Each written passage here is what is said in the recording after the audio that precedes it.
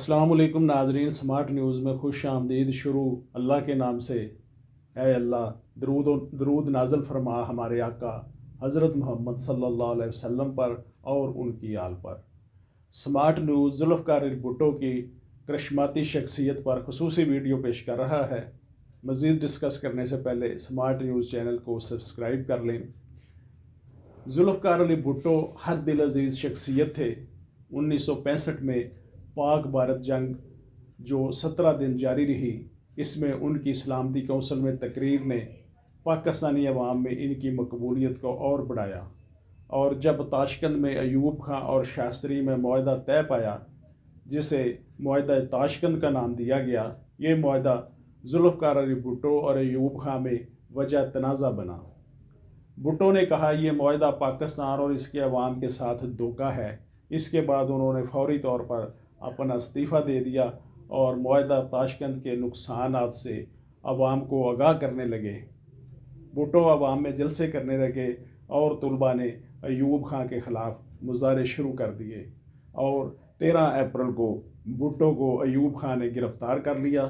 भुट्टो की गिरफ़्तारी से पूरे मुल्क में मुजाहरे शिद्दत अख्तियार कर गए। बिलाखिर अयूब खां को जुल्फ़कार अली भुट्टो को 14 फरवरी 1969 को रहा करना पड़ा। कुछ ही अरसा बाद अयूब खां ने 25 मार्च 1969 को इक़्तिदार याह्या खां के सुपुर्द कर दिया। भुट्टो ने अपना पार्टी मंशूर आवाम तक इस तरह पहुँचाया कि अवाम की ज़ुबान पर उनके नारे और मंशूर आम हो गए। 7 दिसंबर 1970 को कौमी असम्बली के इंतखाबात बड़े पुरअमन माहौल में फ़ौज की निगरानी में हुए, जिसमें मगरबी पाकिस्तान में पीपल्स पार्टी और मशरकी पाकिस्तान में शेख मुजीबुर रहमान की अवामी लीग कामयाब हुई, और 1971 में मशरकी पाकिस्तान हमसे अलहदा हो गया। भुट्टो ने मगरबी पाकिस्तान के वज़ीर आज़म के तौर पर पाकिस्तान का दुनिया में इमेज बहुत बावकार बनाया। उन्होंने इस्लाम का लबादा ओढ़े बगैर, इस्लाम को ढाल बनाए बगैर इस्लाम के लिए बहुत बड़ा कारनामा सर अंजाम दिया, जो उन्हीं का खासा है। कोई दीगर वज़ीर आज़म ऐसा सोच भी नहीं सकता। उन्होंने इस्लाम के बारे में छुपे नामवर दुश्मन मरज़ाइयत को कौमी असम्बली में तवील बहस व मुबासे के बाद अक़लियत करार दे दिया। भुट्टो का ये एक ऐसा कारनामा है जो इन्हें रहती दुनिया तक ज़िंदा रखेगा। मारूफ शायर, सहाफ़ी, दानश्वर आगा शोरश काश्मीरी मरहूम कहा करते थे कि जुल्फ़कार अली भुट्टो की मर्ज़ियों को अक़लियत करार देने की नेकी इतनी बड़ी और इतनी कद्दावर है जो उनके तमाम गुनाहों को खा जाएगी। भुट्टो का एक ये भी अजीम कारनामा है कि उन्होंने इस्लामी दुनिया को एक ब्लाक में इकट्ठा किया। तमाम इस्लामी ममालिक को एक ब्लाक में इकट्ठा करने के बाद उन्होंने महसूस किया कि इस दुनिया में इज़्ज़त व आबरू के साथ ज़िंदा रहने के लिए एटम बम का होना बहुत ज़रूरी है। फिर उनकी करिश्माती शख्सियत ने यह मुश्किल भी हल कर दी। हॉलैंड से डॉक्टर कदीर खां पाकिस्तान आए और एटम बम बनाने के काम का आगाज़ हो गया, और अमरीकी वज़ीर ख़ारजा ने भुट्टो से कहा था, अगर तुम एटम बम बनाने के मंसूबे से बाज ना आए तो हम तुम्हारा अंजाम इबरतनाक बना देंगे। और भुट्टो ने जवाब में कहा था, मुझे इसकी कोई परवाह नहीं है, और अमरीकी एजेंडा कामयाब हुआ। Khwaja Ghulam Rasool deputy superintendent jail ने अपने दूसरी डिप्टी सुपरटेंडेंट मजीद कुरैशी को बुलाकर कहा कि जाओ भुट्टो को तैयार करो फांसी के लिए। मजीद कुरैशी कहते हैं कि मैं इनके लिए किचन में से 2 डोल गर्म पानी लेके गया। मैं इनकी कोठरी में गया तो भुट्टो साहब सीधे ज़मीन पर कंबल लिए हुए लेटे थे। मैंने आवाज़ दी, भुट्टो साहब ने चेहरे से कंबल हटाया, पूछा, कौन है बाबा? मैंने बताया। कहने लगे, कैसे आए हो?